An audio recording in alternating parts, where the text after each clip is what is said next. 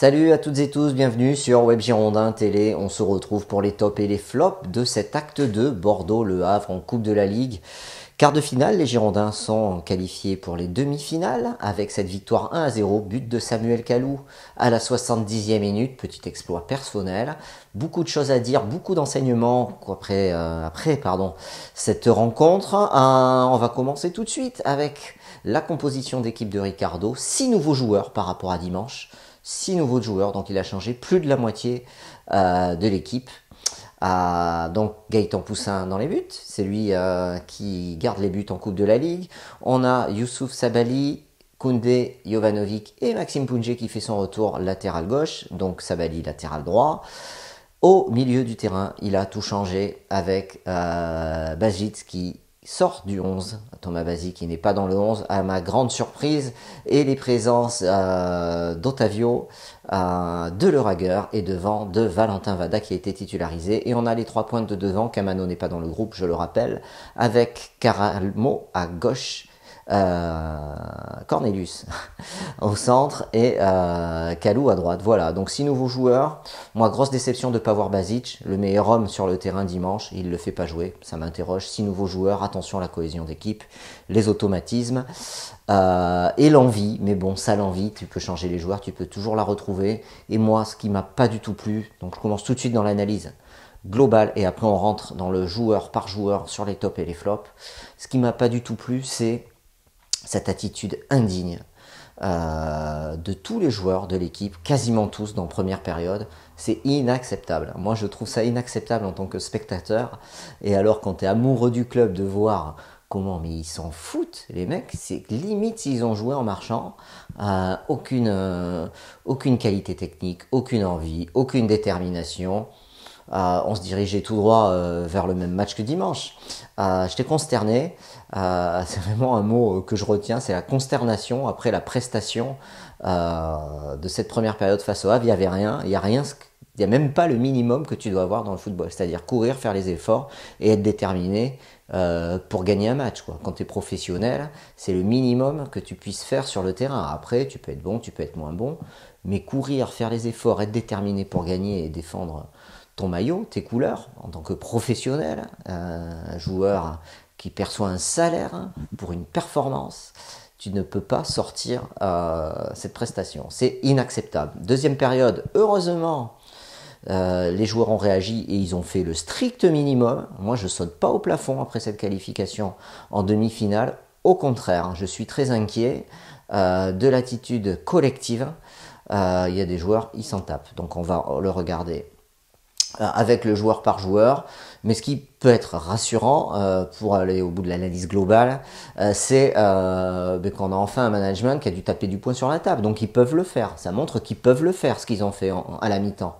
Des cadres ont certainement dû prendre la parole. Plasil, Costil qui jouait pas, pour remuer ce groupe. Parce qu'on ne peut pas tolérer d'avoir de telles prestations. Voilà, en tout cas, moi, je ne l'accepte pas. Donc, après cette vision globale du match, voyons le joueur par joueur avec les tops et les flops. Alors, Gaëtan Poussin, match sérieux. Deuxième match, je le vois, c'est un gardien qui inspire la confiance, qui fait des interventions propres. Et rien à dire, il a fait son match, bon match, rien à dire sur lui. Jovanovic, il est limite du flop, sur le flop pour moi, notamment sur sa première période catastrophique, des hésitations, des sauts de concentration qui lui font louper des balles, louper des contrôles, louper des passes. Bref, il n'était pas du tout dans son match, j'ai trouvé en première période, il s'est un peu ressaisi en deuxième période. Donc c'est moins pour Jovanovic. Koundé, match sérieux. Jules Koundé, on a la chance, c'est qu'il est très régulier et il est constant dans les performances. Et ça, on sait, c'est important quand tu peux t'appuyer sur des joueurs comme ça. En plus, compte tenu de son jeune âge, c'est exceptionnel. Moi, je trouve qu'il a fait un très bon match. Je ne mets pas dans les tops, mais il a été très bon et il a fait le boulot. Bravo, Jules. Sabaly, première mi-temps, cata. Et encore, bon, allez, première mi-temps moyenne, je trouve. Parce que c'est vrai qu'en première mi-temps, les deux joueurs qui sont un petit peu sortis du lot, t'as Koundé qui a été bon, t'as Pounjé en première mi-temps et t'as Sabaly. Voilà. Mais Sabaly, il a surtout brillé en deuxième période. Je vais mettre petit top pour Sabaly. Et on voit que quand il joue à droite, quand même, quand il a voulu un petit peu se faire mal, comme ses coéquipiers. C'est pour ça, je vais pas mettre de top. Petit plus, moyen plus pour Savali. Parce que la première mi-temps est quand même inacceptable sur le plan de l'engagement. Et quand il veut se faire mal, il peut. Voilà, donc il suffit juste d'en vouloir et d'aller de l'avant. Donc c'est une question de volonté, de détermination. Voilà, en tout cas, belle deuxième période de sa part. Maxime Pounget, lui, je trouve qu'il a plus brillé en première mi-temps avec 2 superbes tacles, de l'envie. Mais bon, il était un petit peu le seul à avoir envie en première période. Donc voilà, donc match correct de sa part, même s'il a failli nous coûter un péno. Heureusement, la VAR ne revient pas dessus. Il n'y avait pas péno, mais c'était juste et j'ai eu très peur. À ce moment-là, il y avait 0-0. Otavio, match moyen d'Otavio.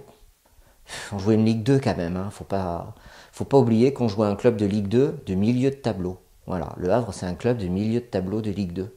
Voilà. Donc bon, match correct d'Otavio. Le Ragueur capitaine, c'est la première fois. Il a fait du Le Ragueur.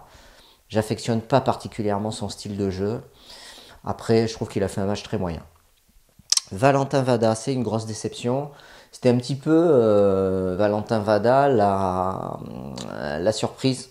Je m'y attendais pas alors. Oui et non, je m'attendais plutôt à voir Otavio, Basic, Vada. Et pas le Ragueur, quoi. Ce qui te prouve que les coachs ont vraiment très peur de mettre des joueurs un peu plus techniques et un peu trop jeunes. Ils cherchent énormément la sécurité, ce qui nuit, à mon avis, au jeu des Girondins. Et les joueurs doivent ressentir ce frein à main. Là, ils se mettent le frein à main, les coachs mettent le frein à main, notamment dans leur compo. Basic et Vada auraient dû être alignés ensemble, je pense. Voilà, donc Vada, en première mi-temps, il a été au niveau de ses coéquipiers, même s'il a essayé de faire des choses, mais bon, il s'est vite aperçu que c'était compliqué de jouer avec ses partenaires. Et puis il est sorti à la 62e minute, donc c'est un flop. Hein. Il n'a pas du tout marqué de points. Mais alors pas du tout. Hein. Donc, et puis de toute façon, il n'y a pas de collectif dans cette équipe. Pas de cohésion collective, il n'y a pas de jeu, il n'y a pas de socle collectif sur lequel s'appuyer quand ça va mal. Et ça, c'est assez inquiétant pour la fin de la saison. Voilà.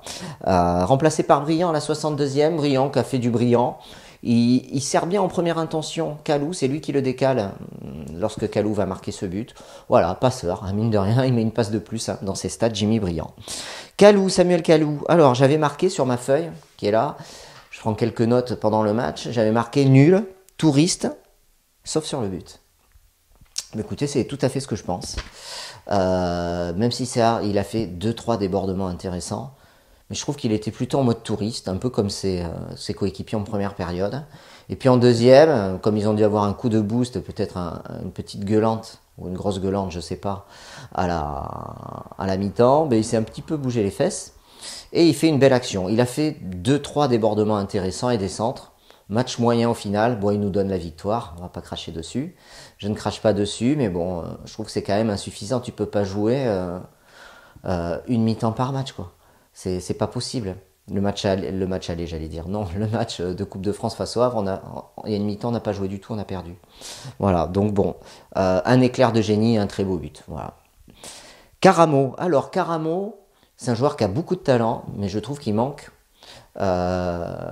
il manquait beaucoup de choses ce soir, notamment peut-être dans l'état d'esprit. Alors lui, il est un de ceux qui m'a le plus agacé dans cette première période.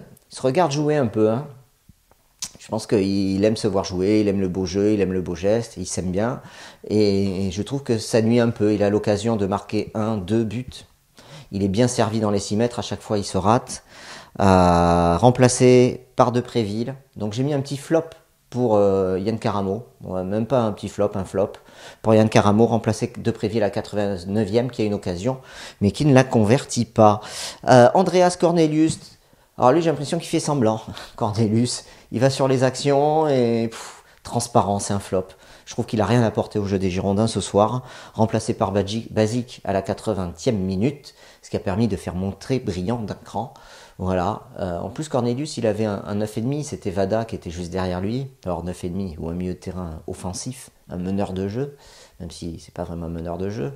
Et je trouve qu'il a mal combiné. De toute façon, collectivement, il n'y avait rien dans cette équipe. Donc ça ne l'a pas aidé et c'est un flop pour lui aussi. Voilà, donc Depréville est rentré, j'en ai parlé. Basic, bonne rentrée. Moi, j'ai bien aimé sa rentrée. À jouer 10 minutes, j'ai pas grand chose à dire. On sent qu'il a du ballon et un très bon pied gauche. J'ai envie de le revoir.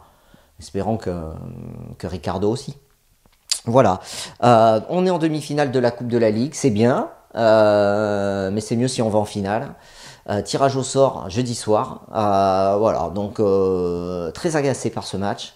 Le minimum on l'a fait, pas de quoi sauter au plafond. J'attends le match de Nice avec impatience. Samedi à 20h pour voir la prestation de notre équipe. Voilà, allez, salut et à bientôt sur Web Gironde. Ciao.